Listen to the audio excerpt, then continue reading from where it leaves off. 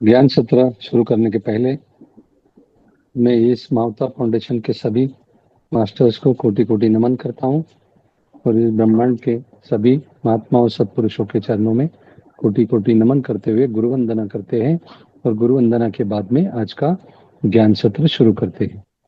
गुरु ब्रह्मा गुरु विष्णु गुरुदेवो महेश्वरा गुरु साक्षात परब्रह्म तस्मै श्री गुरुवे नमः।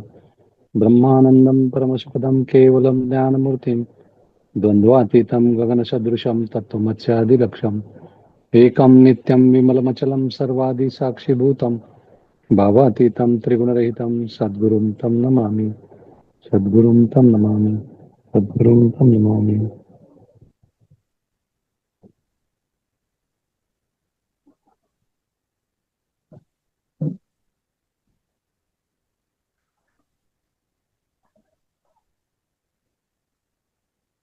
कल हमने ज्ञान सत्र खुद की खोज इस पर लिया था।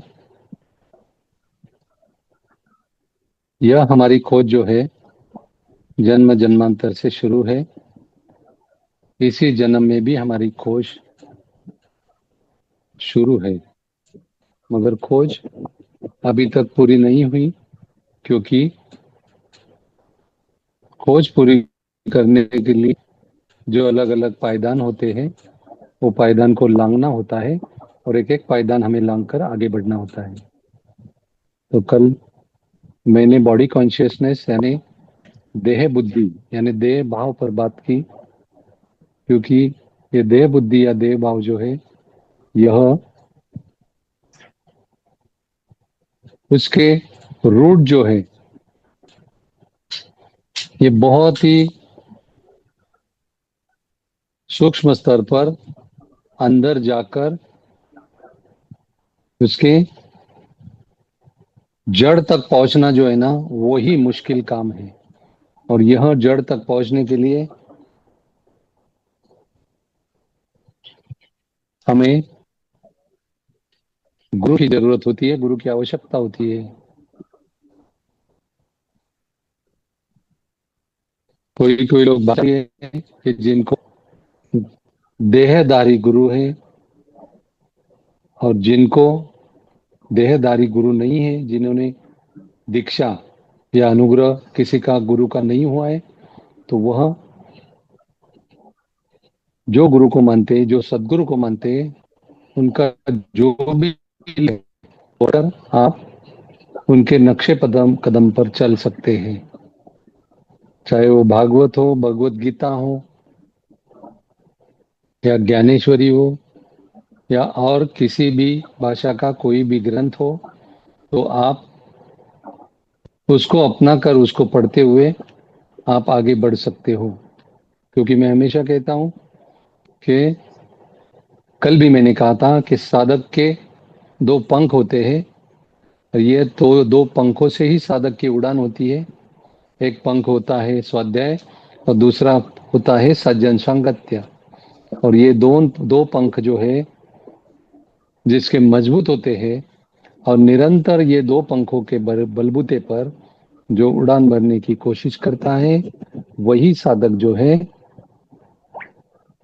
अध्यात्म में आगे बढ़ता है और अपनी अपनी जो खोज है निरंतर जारी रखते हुए अंतिम पड़ाव तक पहुंचता है। अंतिम पड़ाव तक पहुंचने के लिए उसे अपना कल कल मैंने कहा था कि एनाटॉमी और फिजियोलॉजी यानी शरीर शास्त्र और शरीर विज्ञान शास्त्र, ये दोनों को ध्यान में लेकर हमें आगे बढ़ना है। क्योंकि इनको जब हम इनका अध्ययन करेंगे, शरीर शास्त्र का, शरीर विज्ञान शास्त्र का, तो हम आगे बढ़ते हुए हम जो प्राणमय कोश पहुंचकर जो प्राण योग हमें करना है, ये प्राण योग हमें प्राणायाम के अलग अलग प्रकार के प्राणायाम के माध्यम से हम प्राण योग करने लगते हैं। अब जिसे ये प्राणायाम के माध्यम से जो प्राण योग करेंगे तो पूरा शरीर जो है अंदर बाहर से फिट एंड फाइन यानी तंदुरुस्त रहता है। क्योंकि शरीर तंदुरुस्त होना बहुत ही जरूरी है। किसी भी क्षेत्र में पहले अपना शरीर जो है, ये शरीर 100% तंदुरुस्त होना बहुत ही जरूरी है। और वो तंदुरुस्त रखने के लिए ही महात्माओं ने हमें अलग अलग प्रकार के साधन, अलग अलग प्रकार के आसन, अलग अलग प्रकार के साधन, अलग अलग प्रकार की उपासनाएं और अलग अलग प्रकार के फास्टिंग के जो प्रकार जो है उन्होंने हमें कहे, ताकि हमारा शरीर जो है हमें आखिर तक, हमारी खोज पूरी होने तक हमारा साथ दे। तो ये शरीर जो है हमारा पंच तत्व का बना हुआ है। ये पंच तत्व में 5 तत्व जो है, पृथ्वी, जल, अग्नि, वायु और आकाश, ये पंच तत्व जो है, ये पंच तत्व ब्रह्मांड में, पूरा ब्रह्मांड भी पंच तत्व का बना हुआ है। और ये शरीर को पिंड बोलते हैं, तो ये पिंड भी पंच तत्व का बना हुआ है। इसलिए महात्मा कहते हैं, यथा पिंडे तथा ब्रह्मांडे, जो पिंड में है वही ब्रह्मांड में है, जो ब्रह्मांड में है वही पिंड में है। तो हमें पिंड और ब्रह्मांड को जोड़ने वाली जो मास्टर की गुरु के लिए है, वही हमें हमारे जो महागुरु सदगुरु जिसे कहते हैं वह हमारे हाथ में देते हैं। और वो चाबी से, वो गुरु किल्ली से, वो मास्टर की से हम, वो अगर ताला खोलेंगे तो हम यही पिंड के माध्यम से ब्रह्मांड तक हम लोग पहुंचकर ब्रह्मांड को जुड़ सकते हैं। तो ये ब्रह्मांड को जुड़ने जुड़ने के लिए हमें जो बीच में जो और 6 कोश आते हैं उनको लांघना होता है। तो मैंने पहले भी बहुत सारे सेशन में कहा है कि इस शरीर को, भौतिक शरीर को अन्नमय कोश कहते हैं। उसके बाद में आता है प्राणमय कोश, उसके बाद में आता है मनोमय कोश, फिर विज्ञानमय कोश, आनंदमय कोश। ये 5 तत्व जो है, ये 5 तत्व का संतुलन होने के बाद में हम आनंदमय कोश तक 100% नहीं, 1000% हम पहुंच सकते हैं। मगर ये 5 पंच तत्व का संतुलन होना बहुत ही जरूरी है। और ये पंच तत्व हमें आनंदमय कोश तक पहुंचाते हैं। और आनंदमय कोश तक पहुंचाने के बाद में हमारा जीवन पूरी तरह से सुख, शांति, समाधान, आनंद और समृद्धि की ओर बढ़ता है। और जब तक ये पंच तत्वों का संतुलन नहीं होता, तब तक हमारा जीवन जो है सुख शांति आनंद, सुख शांति समाधान आनंद और समृद्धि की ओर कदापि बढ़ नहीं सकता। तो ये दिक्कत कहाँ आती है? ये पंच तत्वों का संतुलन पिंड से लेके ब्रह्मांड तक क्यों नहीं होता? इसका कारण यह है क्योंकि ये जो पंच तत्वों में जो पहले 3 तत्व है, जिसे पृथ्वी तत्व, जल तत्व और अग्नि तत्व जो है, ये तीनों का पहले संतुलन होना जरूरी है। क्योंकि ये 3 तत्व जो है, एक तत्व जो है पृथ्वी तत्व मूलाधार में स्थित है, जल तत्व है वो स्वादिष्टान जो है उसमें स्थित है, और अग्नि तत्व जो है वो मणिपुर चक्र में स्थित है। और ये तीन तत्वों को जब हम साधना करते हैं तो ये उसका, जो साधना नहीं करते, ये 3 तत्वों में यह जो निष्क्रिय बन हो जाते हैं, तीनों चक्र जो है निष्क्रिय हो जाते हैं। और साधना, ध्यान, धारणा, उपासना जो करते हैं तो उनको तीनों चक्र जो है उनके एक्टिवेट हो जाते हैं, सक्रिय हो जाते हैं। और उनका जो मार्ग जो है, उनका मार्ग कौन सा है?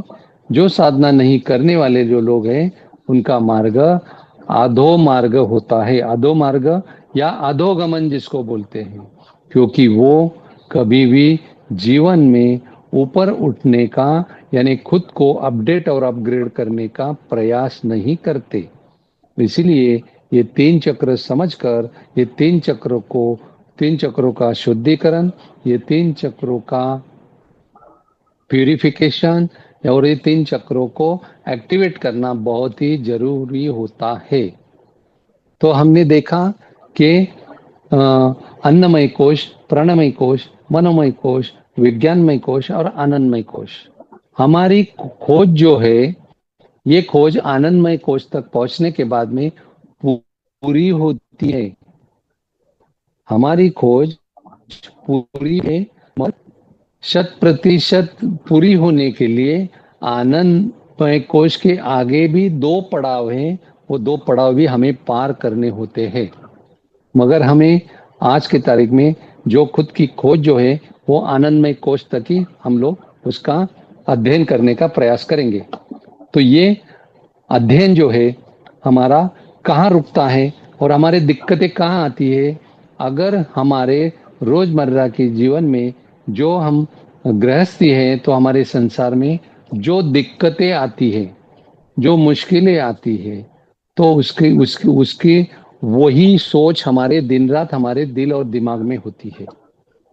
और यह सोच दिल और दिमाग में होने के कारण जब हम ध्यान में बैठते हैं, तो वही सोच और विचार जो है हमारे दिल और दिमाग में पहले आते हैं। और वो आकर ध्यान में बैठने के बाद में बहुत सारे लोग बोलते हैं शुरू शुरू में, सर ये विचार जो है ना हमें बहुत तकलीफ देते हैं, ये विचार हमें आगे बढ़ने नहीं देते, ये विचार का चक्रीवात जो है ना उसमें हम लोग बहुत महीनों से बहुत सालों से उलझे हुए हैं। तो ये विचार चक्र कैसे बंद किया जाए और विचार चक्र से छुटकारा कैसे पाया जाए। ये विचार जो मन में आते हैं, ये मन में आने वाले विचार जो है, ये मन में आने वाले विचारों को बंद करने के अलग अलग रास्ते हैं, अलग अलग साधनाएं, अलग अलग तरीके हैं। मगर हमें जो रास्ता हम लोगों ने अपनाया है गौतम बुद्ध का, आनापानसती ध्यान, ये भी एक सादा सरल सिंपल जो है, सुलभ जो है, कोई भी किसी भी उम्र का इंसान कर सकता है, ऐसा यह रास्ता और तरीका है।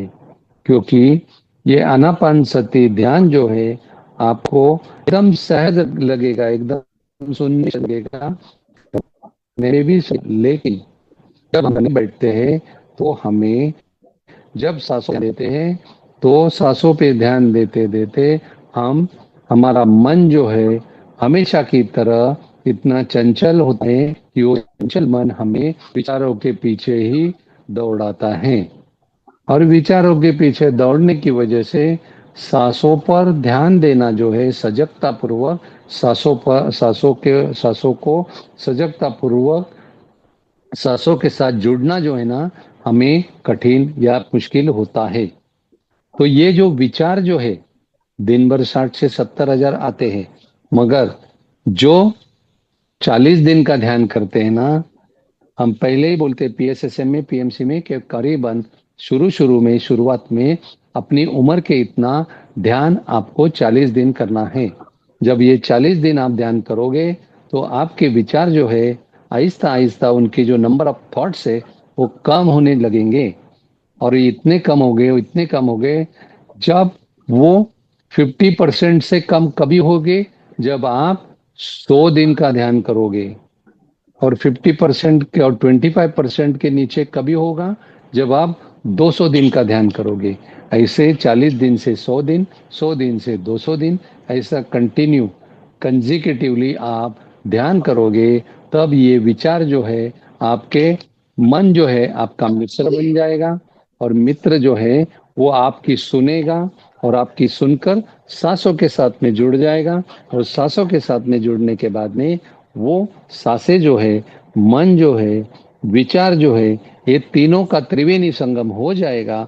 और त्रिवेणी संगम होने के बाद में ये त्रिवेणी संगम में प्रयागराज में जैसा लोग जाते हैं और त्रिवेणी संगम में डुबकी लगाकर स्नान करते हैं, वैसे ही अपनी सांस और अपना मन और सजगता सजगता पूर्वक जो है, हम जब सांसों के साथ के मन के माध्यम से जुड़ते हैं, तब विचार जो है, विचार इतनी विचारों की संख्या कम हो जाती है और विचार इतने मंद हो जाते हैं।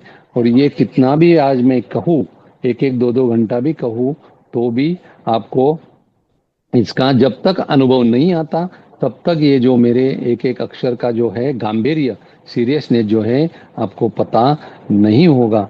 तो इसके लिए क्या करना होगा? इसके लिए प्रैक्टिस, प्रैक्टिस, प्रैक्टिस। प्रैक्टिस के सिवाय किसी भी क्षेत्र में आप कुशल यानी शातिर यानी स्किल्ड नहीं बन सकते।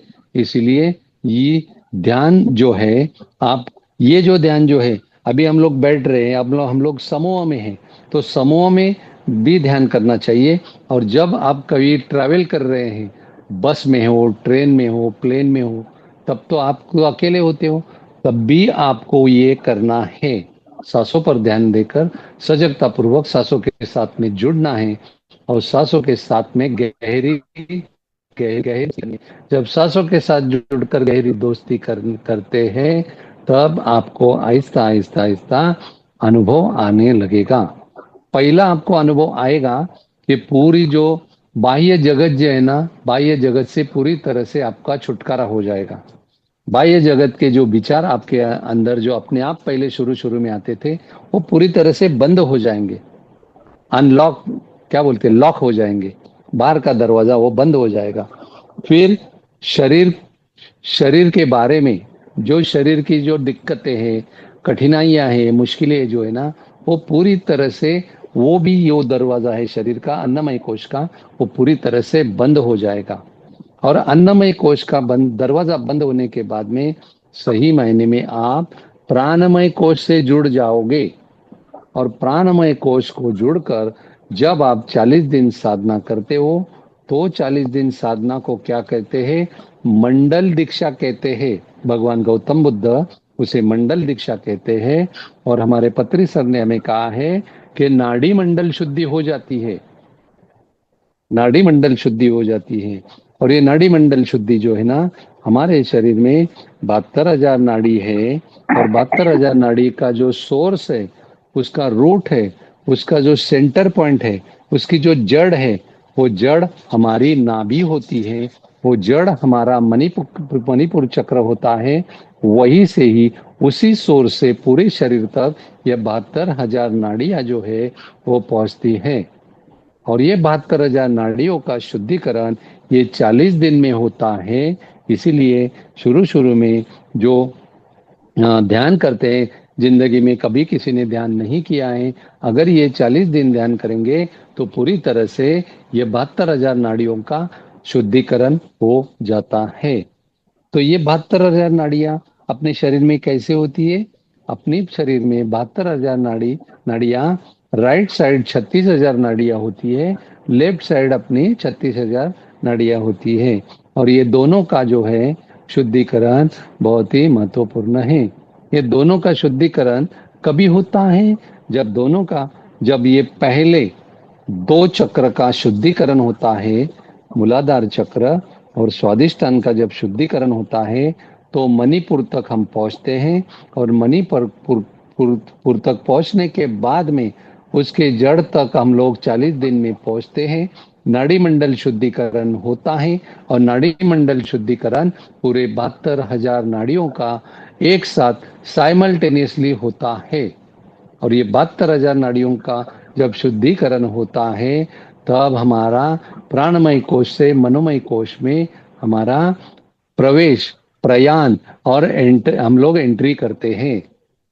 क्योंकि प्राणमय कोश जो है, ये प्राणमय कोश जब नाड़ी मंडल पूरी तरह से शुद्धिकरण होता है, तब हमारे विचार जो है इतने मंद हो जाते हैं, इतने मंद हो जाते हैं कि हमारा मन भी, मनोमय कोश में हम लोग प्रवेश करने के बाद में उसका भी, वो मनोमय कोश भी शुद्ध और पवित्र बन जाता है। और मनोमय कोश शुद्ध और पवित्र होने के बाद में पूरी तरह से वो अपनी सांसों के साथ मन अपना जो है वो सरेंडर हो जाता है। और जब पूरी तरह से सरेंडर होकर सांसों के साथ अपना मन जब घुल मिल जाता है, तब मन जो है वो फिर सांसों का ही सुनता है। क्योंकि सांसों को अनुभव है कि हमारे साथ जो है, हमारे पूरे का ज्ञान जो है वो वो पूरे ज्ञान मन को नहीं होता है, पूरी तरह से हमारे सांसों को होता है। इसलिए मन हमारे सांसों में घुल मिल जाना बहुत ही जरूरी है, क्योंकि घुल मिल जाने के बाद में मन की चंचलता जो है, मन का जो इधर उधर घूमना जो है, भटकाव जो है, वो पूरी तरह से बंद हो जाता है। पूरी तरह से पहले मंद होते होते होते पूरी तरह से उसका भटकाव, उसकी चंचलता पूरी तरह से बंद हो जाती है। और बंद होने के बाद में मन जो है, मन को निर्विचार स्थिति प्राप्त हो जाती है। और निर्विचार स्थिति जब परिपक्व हो जाती है, यही निर्विचार स्थिति शून्य अवस्था, उस निर्विचार स्थिति को परिपक्व होने के बाद में शून्य अवस्था का अनुभव आता है। और यही शून्य अवस्था का अनुभव जो है, यही ये जो पड़ाव जो है शून्य अवस्था का अनुभव, जैसे हम लोग पिक्चर देखते हैं तो पिक्चर में जैसा मध्यांतर होता है, इंटरवल होता है, वैसे हमारे जीव में जग जीव और शिव के और जीव के जो बीच में जो बॉर्डर होती है, ये बॉर्डर तक हम लोग पहुंचते हैं। ये बॉर्डर को ही शून्य अवस्था कहते हैं। और ये शून्य अवस्था के बाद में अपनी अंतर्मुख, हम लोग अंतर्मुख होने लगते हैं। और अंतर्मुख होकर हमारी अंदर की यात्रा शुरू हो जाती है। और वहीं से सही मायने में सूक्ष्म जगत की यात्रा, यानी अंदर की यात्रा, जैसे अंग्रेजी में इनर जर्नी कहते हैं, वो इनर जर्नी हमारी शुरू हो जाती है। यह इनर जर्नी जो है, यह इनर जर्नी, उसमें भी हमें बहुत सारी अंदर के जगत में दिक्कतें आती है। वो क्या क्या दिक्कतें आती है वो समझने का हम प्रयास करेंगे। हम लोगों ने आज तक जो भी व्रत वैकल्य पूजा पाठ किया है, पूजा पाठ जो है हम लोगों ने साकार मूर्ति का, साकार प्रतिमा का किया है। और साकार मूर्ति और प्रतिमा जो है, यह कल्पना से निर्माण होती है। और ये जो कल्पना जो है, ये कल्पना का स्पीड ब्रेकर जो है अंदरूनी जगत में हमें लगता है। और यह स्पीड ब्रेकर को जब तक हम लोग नहीं लांघते, तब तक हमारी जो है आगे जर्नी जो है वो गतिमान नहीं होती। तो ये कल्पना के बारे में सभी संतों ने बोला है कि ये जो कल्पना जो है ना, ये बहुत हमें तकलीफ देती है आगे सूक्ष्म जगत में। और ये कल्पना विश्व जो है, ये कल्पना विश्व को पार जिसने किया, उसकी आधी से अधिक नैया जो है वो पार हो जाती है। कल्पना विश्व के बारे में थोड़ा आपको बताता हूँ। कल्पना विश्व में, विश्व यानी क्या, कि आपके अंदर आज तक जो भी आपने बाहर की जो भक्ति किया है, पूजा किया है, व्रत किया है, उपासना की है साकार जगत में, दृश्य जगत में, वो चित्रमय जगत जो है ना, वो अंदर भरा हुआ होता है। और वो चित्रमय जगत जो है ना, जब सूक्ष्म जगत में मनोमय कोश के माध्यम से आप अंतर्मुख होकर अंदर अंदर अंदरूनी जगत में थे, तब वो उजागर होता है और आपको चित्र दिखता है। भगवान विष्णु का चित्र दिखेगा, भगवान विट्ठल का चित्र दिखेगा, भगवान शंकर दिखेगा या देवी दिखेगी। जो भी आपने उपासना की है, जी बस जिस भगवान की दैवत की जो आपने उपासना की है, उसका चित्रमय जगत आपको दिखेगा। मगर वो चित्रमय जगत में भी नहीं आपको उलझना है, क्योंकि वो कल्पना का साम्राज्य है। और ये कल्पना का साम्राज्य जो है ना, ये कल्पना का साम्राज्य भी अधूरा होता है, असत्य होता है और मायावी होता है। इसलिए महात्मा कहते हैं, जब तक हम एक एक पायदान लांघ कर आगे नहीं बढ़ते, तब तक हमें जो हमारे बीच में आने वाली कठिनाइयों के बारे में हमें जानकारी नहीं होती। और जब जानकारी होती है, तभी यह जो हम साधना करते हैं, यह साधना ही हमें वो साधना ही हमें काम में आती है। और ये साधना से जो ऊर्जा मिलती है, उसी ऊर्जा से हम वही स्पीड ब्रेकर को, यानी कल्पना के स्पीड ब्रेकर को लांघकर हम आगे बढ़ते हैं। इसलिए ये कल्पना का स्पीड ब्रेकर जो है वो सबसे बड़ा होता है। बहुत सारे लोग बोलते हैं कि मुझे ऐसा शंकर भगवान दिखे, मुझे पार्वती माता दिखी, मुझे लक्ष्मी माता दिखी, ऐसे बहुत लोग बोलते हैं। तो ये जो है, बीच के स्टेशन हैं, बीच के पड़ाव हैं, बीच के स्पीड ब्रेकर हैं, इसे भी आपको लांघना है, इसे भी आपको छोड़ना है, और इसको आपको समझकर आपको इसको भी आपको शून्य करते हुए आगे बढ़ना है। जब तक ये शून्य होते नहीं, कल्पना का जगत, चित्रमय जगत, यानी वो संतों ने उसे मायावी जगत ही कहा है। तो ये जब तक आपका पूरी तरह से शून्य होता नहीं है, निराकार नहीं होता, तब तक आप आगे नहीं बढ़ सकते। तो हमें खुद की खोज करनी है। तो खुद की खोज यानी किसकी खोज करनी है? खुद की खोज यानी हमें अपने मैं की खोज करनी है। और ये मैं की खोज करने के लिए ही यह कल्पना का स्पीड ब्रेकर, कल्पना का पायदान लागने के बाद में वो मैं की जर्नी हमारी शुरू होती है। और ये जो मैं की जर्नी शुरू होने के बाद में ये मैं के जड़ तक पहुंचने के लिए हमें बार बार खुद ही खुद से वार्तालाप करना है। वो खुद ही खुद को वार्तालाप, उसे स्वसंवाद कहते हैं। और ये स्वसंवाद जो है वो किससे करना है? अपने आप से करना है। और अपने आप से करते हुए जो भी आपको सवाल पूछना है उस वक्त आपको पूछते रहना है। सबसे बड़ा सवाल खोज करते हुए आपको क्या पूछना है कि मैं कौन हूँ? मैं कौन हूँ? मैं कौन हूँ? अंग्रेजी में जिसे हु एम आई बोलते हैं, हिंदी में मैं कौन हूँ बोलते हैं। ये मैं कौन हूँ जब आप सवाल पूछते पूछते पूछते पूछते, जब आप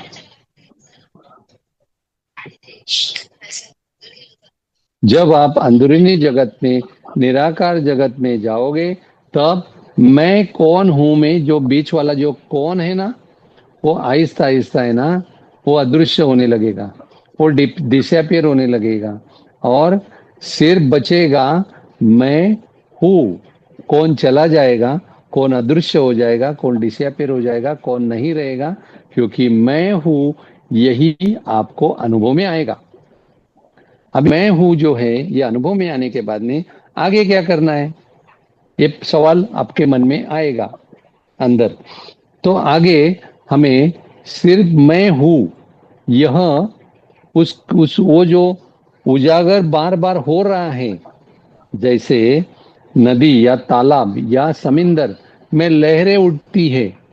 ये जो लहरें जो है ना, ये लहरें पानी से अलग नहीं होती, क्योंकि वो लहरें जो है ना पानी की ही होती है। मगर हम लोग उसे, जो उसका जो बहना है, ऊपर नीचे बहना है, उसकी वजह से उसको लहर हम लोग नाम देते हैं।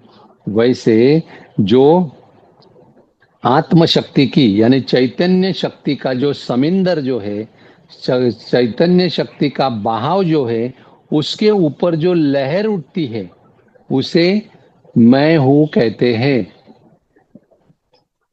चैतन्य शक्ति के चैतन्य शक्ति के ऊपर जो बहाव होता है, वो बहाव यानी लहर होती है, वो लहर को मैं हूं कहते हैं। अभी ये मैं हूं जो है, हमें क्या करना है कि हमें अंतर्मुख होकर सिर्फ वहां जड़ तक पहुंचकर हमें सिर्फ मैं हूं, मैं हूं यानी इस वाणी से नहीं बोलना है। अंदर ही अंदर हमें मौन में बोल, वो उसको वो फीलिंग को हमें अनुभव करना है। क्योंकि ये जो लहर जो है, ये 24 घंटा 365 दिन वो लहर उठती ही रहती है। और यह लहर के साथ में हमें जुड़ना है। मगर ये लहर के साथ में जुड़ने के लिए हमें यह जो है, एक मिनट,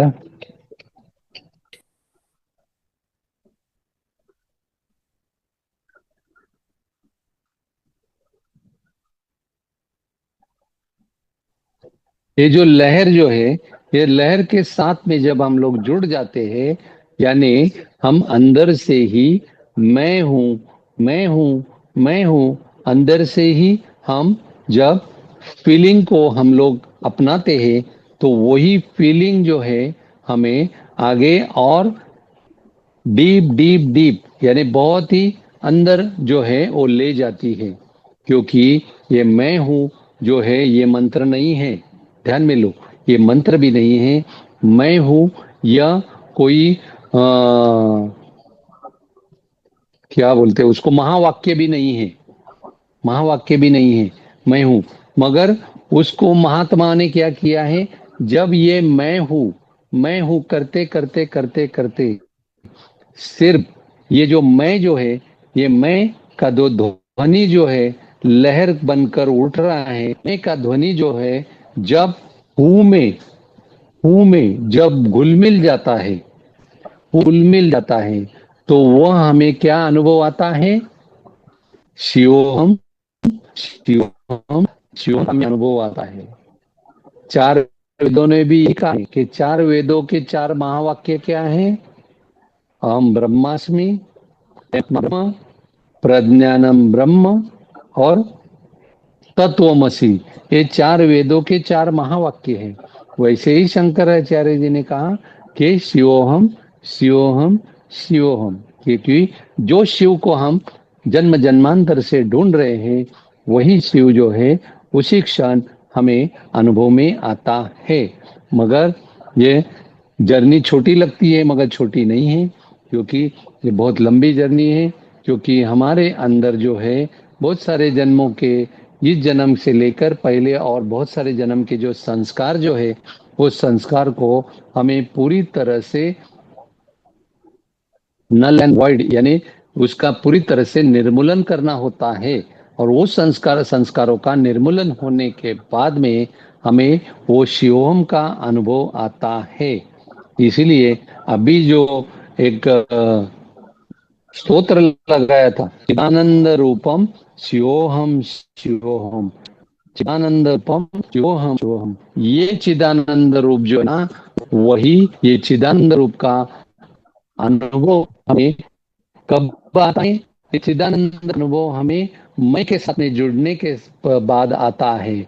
और शिवोहम का अनुभव कब आता है, जब ये मैं जो है, जब हूं में यानी हैपन में, जब वो पूरी पूरी तरह से मर जाता है, फिर से गुजर जाता है, फिर से स्फीत हो जाता है, तब हमें शिवोहम का अनुभव आता है। यही जो है मैंने जितना हो सके अनुभव के आपको बताने का प्रयास किया। तो अभी मैं है नीतू जी, देखिए समय हो गया है।